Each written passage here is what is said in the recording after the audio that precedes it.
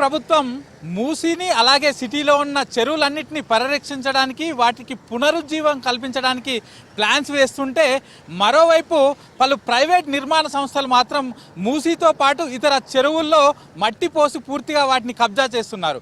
So దీనిపైన కన్నెర్ర చేసిన హైడ్రా ఆ సంస్థలన్నిటి కూడా మీరు ఎలా మట్టి పోసారో అలాగే మట్టి తీసేయండి అంటూ కూడా హైడ్రా గట్టిగా వార్నింగ్ ఇచ్చింది. అసలు ఈ చెరువులు కానీ మూసీ నది కానీ ఎంతవరకు ఈ ప్రైవేట్ నిర్మాణ సంస్థలు వేస్తున్న మట్టి ద్వారా కబ్జాకు గురయ్యాయి, ప్రస్తుతం వాటి పరిస్థితి ఏంది, అవన్నీ విషయాలు ఈ గ్రౌండ్ రిపోర్ట్ ద్వారా తెలుసుకుందాం.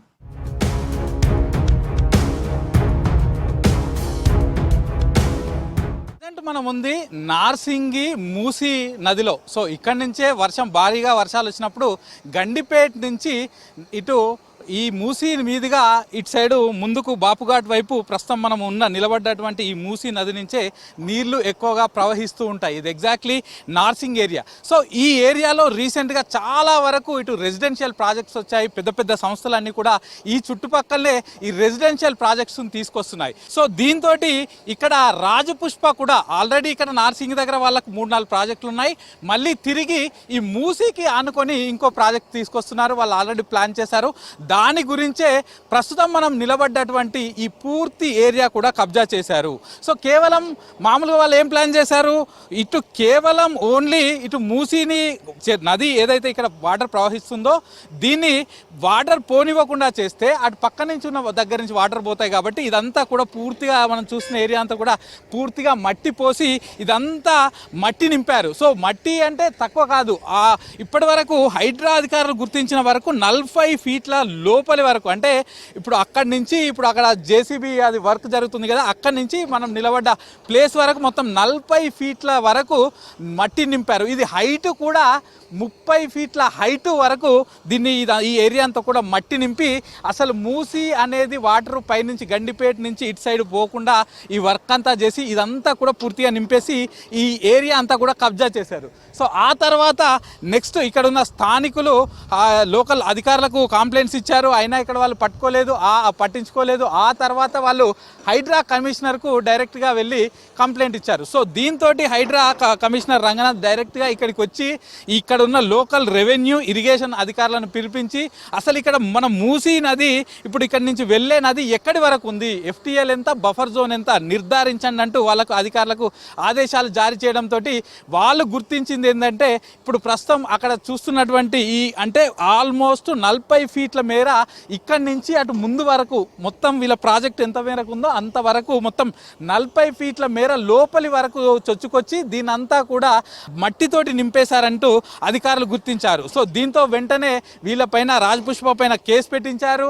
సో ఆ తర్వాత నెక్స్ట్ ఇక్కడ వీళ్ళకు నోటీసులు ఇచ్చారు. మీరు ఎక్కడైతే కబ్జా చేసి మూసీ నది కబ్జా చేసి మీరు ఇక్కడ ఈ మట్టిని నింపారో దాన్ని వెంటనే మీరు తొలగించాలి, లేకపోతే మీ పైన కఠిన చర్యలు ఉంటాయంటూ కూడా వాళ్ళకి నోటీసులు ఇవ్వడంతో ఆ తర్వాత అప్పుడు తేరుకున్న రాజపుష్ప సంస్థ ప్రస్తుతం మనం చూస్తున్నాం కదా ఈ జేసీబీలు ఈ టిప్పర్లు పెట్టి ఈ ఏరియా అంతా కూడా వాళ్ళు ఎంతవరకు అయితే మట్టి పోసారో ఆ మట్టినంతా ప్రస్తుతానికి ఇదంతా కూడా క్లీన్ చేసుకుంటూ వస్తున్నారు. సో అధికారులు వీళ్ళకి ఆల్రెడీ మార్కింగ్ కూడా చేశారు. సో ముందు కనీలు కూడా నాటారు. సో ఇక్కడి వరకు మూసీ నదియే ఉంది, సో మీరు ఇదంతా కూడా కబ్జా చేశారు, మేము కనీలు నాటిన వరకు అక్కడి వరకు ఏవైతే హద్దులు ఉన్నాయో ఆ హద్దులు ఉన్నంత వరకు కూడా మీరు వేసిన మట్టి మొత్తం పూర్తిగా తొలగించాలంటూ కూడా వీళ్ళకి ఒక టైం లైన్ ఇచ్చారు. వితిన్ 10 డేస్లో దీనిపైన మీరు చర్యలు తీసుకోకపోతే మీపైన క్రిటికల్ యాక్షన్ తీసుకోవాల్సి ఉంటుందంటూ కూడా హైడ్రా అధికారులు హెచ్చరించడంతో గత వారం రోజులుగా వీళ్ళైతే ప్రస్తుతం మనం చూస్తున్నటువంటి ఈ జేసీబీల ద్వారా ట్రక్ల ద్వారా ఇక్కడ వీళ్ళు వేసిన మట్టినే తిరిగి వీళ్ళే మళ్ళీ తీసుకెళ్ళి ఇది అంతా ఈ ఏరియా అంతా కూడా అంటే ఈ మూసీ నదికి ఈ నార్సింగ్ ఏరియాలో ఉన్న మూసీ నదిని అంతా కూడా క్లీన్ చేస్తున్నారు. సో మనం చూస్తున్నాం హైడ్రా వచ్చిన తర్వాత కేవలం సిటీలో ఉన్న చెరువులే కాకుండా సో ఇట్లాంటి ఇప్పుడు ప్రస్తుతం మనం ఉన్నటువంటి మూసీ నది దీన్ని పట్టించుకోకుంటే ఇటు హైడ్రా అధికారులు కానీ లేకపోతే ఇక్కడ ఉన్న లోకల్ అధికారులు కానీ పట్టించుకోకుంటే రాజపుష్ప నిర్మాణ సంస్థ మనం చూస్తున్నటువంటి ఈ ఏరియా అంతా కూడా ఆల్రెడీ కబ్జా పెట్టింది, దీన్ని మట్టితో నింపింది. సో ఇంతవరకు వాళ్ళ ప్రాజెక్ట్ను పూర్తిగా తీసుకొచ్చేది, ఇక్కడ ఒక పెద్ద రిటైనింగ్ వాల్ వేసేది. ఆ తర్వాత అసలు ఇక్కడ మూసీ నది ఎక్కడుందనే ప్రశ్న ఒకటి ఉత్పన్నమయ్యేది. సో ఇప్పుడు హైడ్రా అధికారులు తీసుకున్న చర్యల ద్వారా ప్రస్తుతానికైతే ఇక్కడ రాజ్పుష్ప సంస్థ వాళ్ళు వేసిన మట్టిని తిరిగి వాళ్ళే తొలగించారు. సో ఇప్పటికైనా వాళ్ళు స్పందించి మొత్తం వాళ్ళు చేసిన తప్పును వాళ్ళే సరిదిద్దుకునేలా హైడ్రా అధికారులు అయితే చేశారు.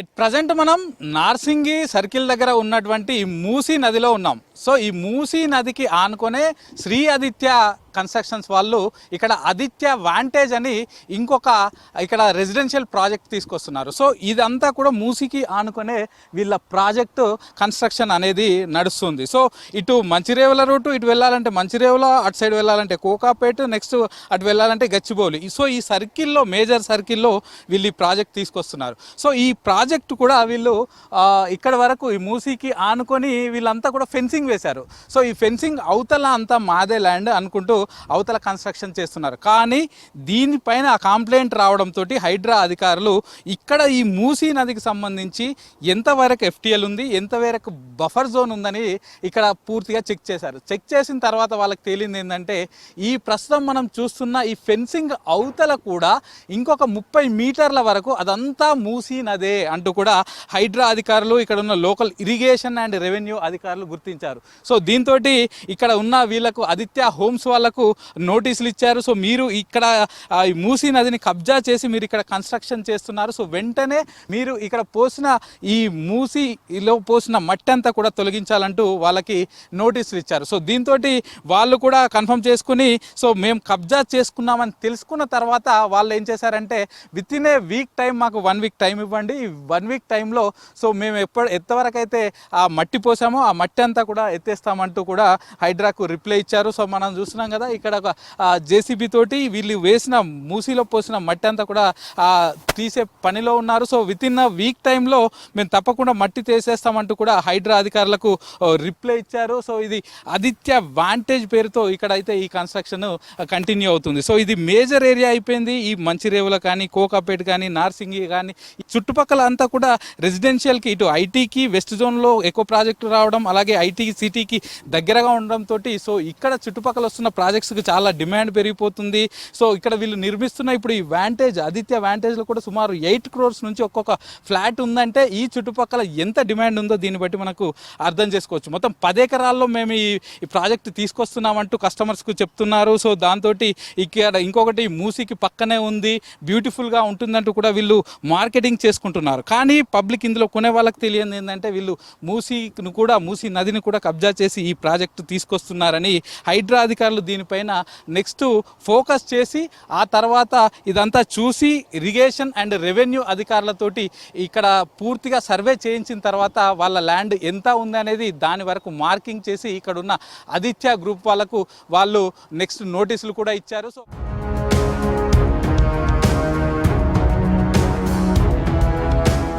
ప్రస్తుతం మనం మణికొండ మున్సిపాలిటీ పరిధిలోని నెక్నంపూర్ చెరువు వద్ద ఉన్నాం. సో ఈ నెక్నంపూర్ చెరువుకు ఆనుకొనే ఇక్కడ పూజా హోమ్స్ కన్స్ట్రక్షన్ సంస్థ ఇక్కడ ఒక రెసిడెన్షియల్ ప్రాజెక్ట్ తీసుకొస్తుంది. సో మనం చూస్తున్నాం కదా, సో ఇదంతా కూడా పూర్తిగా రెసిడెన్షియల్ ప్రాజెక్టు. సో దానికి ఆనుకునే ఇక్కడనే చెరువు ఉంది. సో ఈ చెరువులోనే వీళ్ళు ఇదంతా చెరువు ఎఫ్టీఎల్ బఫర్ జోను కబ్జా చేసి పూర్తిగా ఇక్కడ కన్స్ట్రక్షన్ చేస్తున్నట్టు స్థానికులు ఫిర్యాదు చేశారు. మనకి ఇక్కడ చూస్తే కూడా క్లియర్గా కనిపిస్తుంది. ఇదంతా కూడా చెరువే.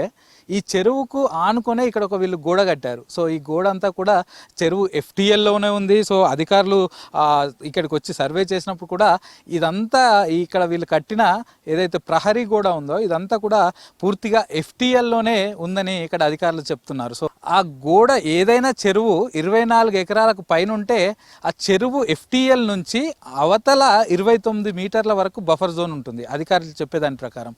సో వీళ్ళు డైరెక్ట్గా చెరువులోనే ఈ ప్రహరీ గోడ కట్టారు. అంటే ఈ చెరువు 24 ఎకరాలకు పైన ఎక్కువగా ఉంది కాబట్టి దీని అవతల ఒకవేళ FTL ఇక్కడి వరకే ఫిక్స్ చేసినా కూడా దీని అవతల 29 మీటర్లు కూడా అది బఫర్ జోన్ కిందకి వస్తుంది, అదంతా చెరువు కిందికే వస్తుంది. సో అవతల కూడా ఎట్లాంటి కన్స్ట్రక్షన్స్ చేయకూడదు. కానీ వీళ్ళు ఈ చెరువులోనే డైరెక్ట్ గోడ కట్టాడు, FTLలోనే అవతల ఇంకొక 29 మీటర్స్ కూడా వదలలేదు. సో ఈ వీళ్ళకు కూడా హైడ్రా అధికారులు వీళ్ళు మొత్తం కూడా FTL బఫర్ జోన్ ఆక్రమించి వీళ్ళు ఇక్కడ కన్స్ట్రక్షన్ చేస్తున్నట్టు గుర్తించారు. సో ఈ నెక్నంపూర్ చెరువుకు సంబంధించే ఇప్పటికే హైడ్రా అధికారులు విల్లాలను ఇంకా ఇక్కడ పక్కనున్న మరొక అటు లేక్ వ్యూ విల్లా ప్రాజెక్టులో ఉన్న 13 విల్లాలను కూడా వాళ్ళు బఫర్ జోన్లో నిర్మించారని గుర్తించి వాటికి కూడా నోటీసులు ఇచ్చి వాటిని కూడా డిమాలిష్ చేశారు. సో ప్రస్తుతం పూజా హోమ్స్ వాళ్ళకి నోటీసులు ఇచ్చారు. సో ప్రస్తుతానికి ఇక్కడ ఉన్న షెడ్లు, వీళ్ళ గోడ, ఈ షీట్స్ ఇవన్నీ కూడా తొలగించాలని వాళ్ళకి నోటీసులు ఇచ్చారు. సో నోటీసులకు రెస్పాండ్ అయిన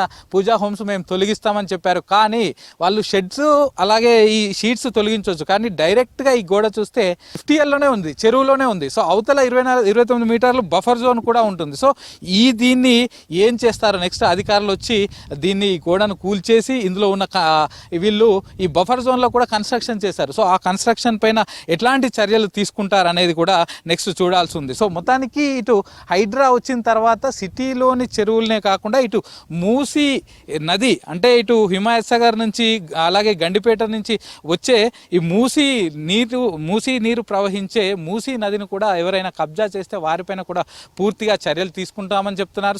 సిటీలో ఉన్న లేక్స్ని ప్రొటెక్ట్ చేయడమే తమ పని అంటూ కూడా హైడ్రా అధికారులు చెప్తున్నారు. సో అలాగే హైడ్రా పనితీరును చూసి హైడ్రా తీసుకుంటున్న చర్యలు కానీ చేస్తున్న డిమాలిషన్కి భయపడి హైడ్రా ఇచ్చిన నోటీసులకు ఆయా పెద్ద పెద్ద సంస్థలే అటు రాజపుష్ప కావచ్చు, రాజపుష్ప అంటే మనం చూసాం వెంకటరామిరెడ్డికి సంబంధించింది, ఆయన గతంలో అటు సిద్దిపేట కలెక్టర్గా పనిచేశాడు, ప్రస్తుతం BRS ఎమ్మెల్సీగా పనిచేస్తున్నారు, చాలా వేల కోట్ల రూపాయల ప్రాజెక్టులు చేస్తున్నాడు. సో ఆయన కూడా హైడ్రాకు భయపడి వాళ్ళు ఇచ్చిన నోటీసులకు వెంటనే రెస్పాండ్ అయ్యి వాళ్ళు కబ్జా చేసి ఆ మూసీలో పోసిన మట్టిని కూడా తొలగిస్తున్నారు. అలాగే ఇటు ఆదిత్య గ్రూప్ కూడా అలాగే ప్రస్తుతం మనం చూస్తున్న పూజా హోమ్స్ కూడా అలాగే.